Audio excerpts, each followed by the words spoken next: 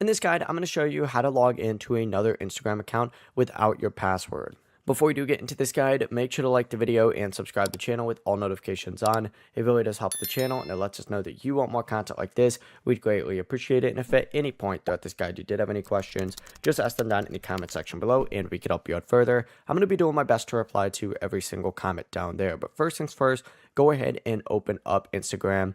If you're already logged into another account, simply go to your profile, tap the three lines up in the top right, scroll all the way down to the very bottom, and then go ahead and hit add account or log out and then hit add account. It's completely up to you. But then you're going to want to choose login to an existing account depending on what screen you're on. It'll look something like this for you as well.